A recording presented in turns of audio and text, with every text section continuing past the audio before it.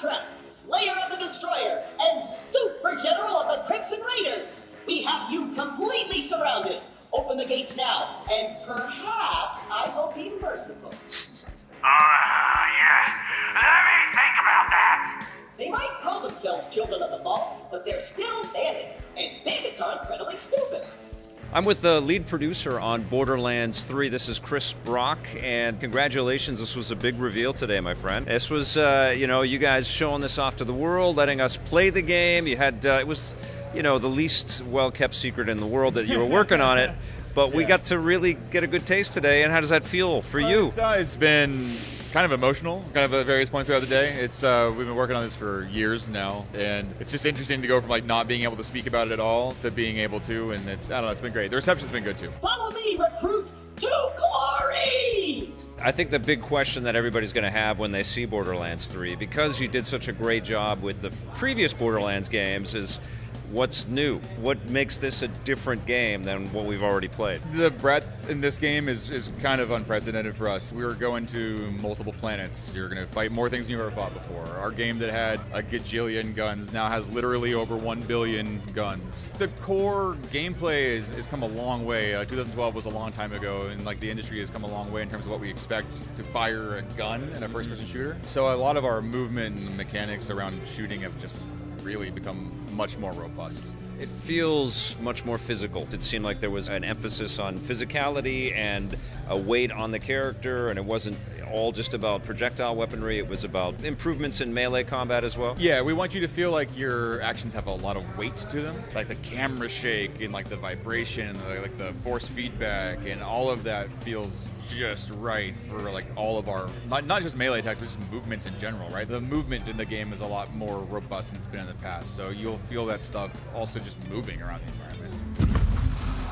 We've got 2 Vault Hunters that you guys have revealed so far. Can you just sort of break down who they are for us? We got Zane, the operative. He's kind of a pro, right? He's got kind of a James Bond type. He's got a gadgetry. He's got a spy, right? More precision, finesse gameplay on him. And then what we've done with Amara, the Siren, is kind of counter to what we've done with Sirens in the past, where they've been more elemental focused or support focused. She is very much a frontline, combative melee fighter, right? You just get right in and mix it up. She's kind of a tank. I'm curious about vehicle types. Are we going to be getting any new vehicle reveals? Is there potential for any flying vehicles? So you haven't seen everything we have to offer. Flying vehicles, not specifically. I think what you're going to see a lot of is there's a lot of vehicle customization. So there's a lot more taking that car and putting your own spin on it. And that can mean things like hover wheels. That can mean things like barrel launchers, like mine launchers. The weaponry is kind of ridiculous. We have tires. We got different paint jobs. We got different chassis. That's really been a system that's been expanded quite a bit.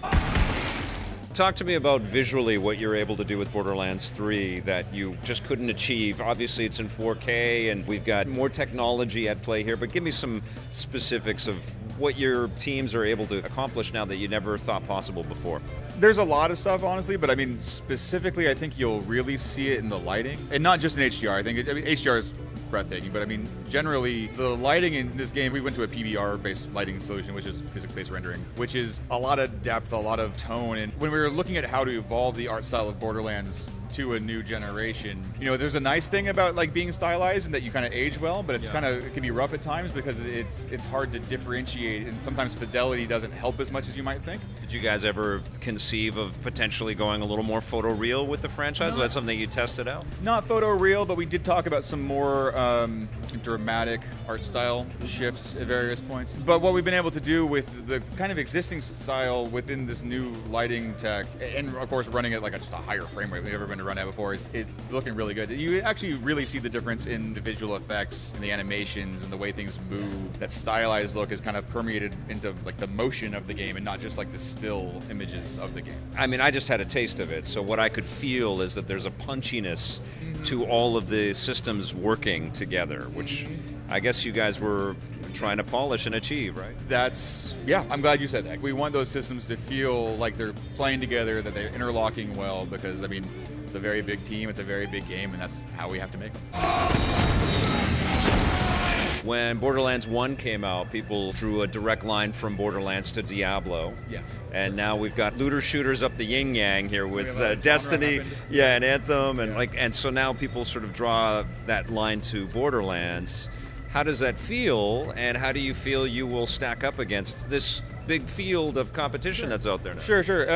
It's kind of humbling in a way, because I mean, like I remember we started calling it an RPS. Like it was a role-playing shooter. Like we didn't even know what to call it at first. Shooter looters are way I better. like RPS better than looter shooter. Really? Yeah. Looter shooter is pretty on the nose. It's pretty informative. We feel like we stack up pretty well. I mean, those games do a lot of things really well. There's things that we think we still do very well, and it's still Borderlands. Like it's still going to feel familiar. It's still a very narrative-heavy, campaign-crafted experience, and that's something that we looked at the landscape and we saw that like what we already know we can make very well is kind of what we feel people want right now.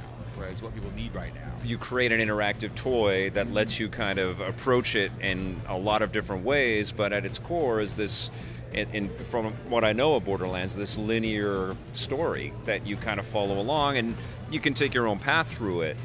But that does seem to be the difference, I think, with a lot of the other games, which seem to try to get you to run in a million different directions.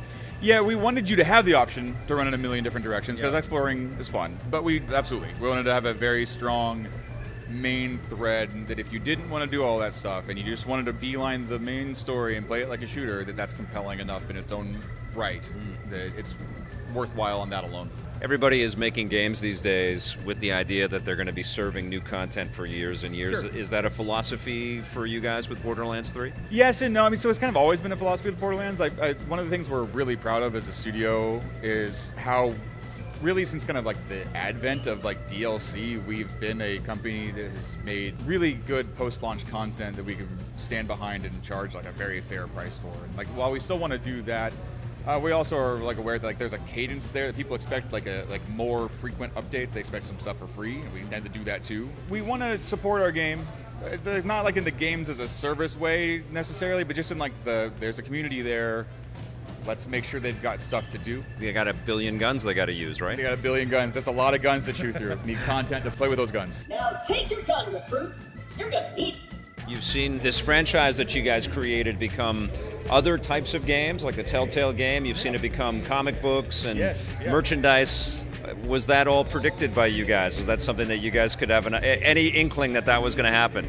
No. This is actually, no, I've been at the company for almost 13 years, and to see what this has turned into is honestly kind of mind-blowing. I mean, like, there's a couple of the guys at the event here that have been working with me for that entire time, and we just kind of keep catching each other's eyes and just being like, can you believe like this is what we're doing now? It's a franchise that we really do feel like we created out of nothing. I mean, like it was this. I started the company when we were making Brothers in Arms games, and it was like those were awesome, by the way. Thank you very much. Thank you. I was a fan of those too. And then Borderlands was like our cute side project that we were going to do, and to see it turn into what it's turned into has been a really big deal. I mean, a lot of people have poured a lot of effort into this game. And when I'm signing autographs, I need you looking sharp while defending me from my legions of fans/stalkers. What do you think is going to surprise fans the most about Borderlands 3? I think you will be stunned at the variety and just depth of this game. We touch on it briefly in the stage demo, but like we're going to other planets, and that gives us a lot of options. Like you can do a lot with gameplay there. You can do a lot with enemies there, flora, fauna, just new characters. It's pretty awesome. Another victory for the Crimson Raiders. Hey, I feel funny. What's happening to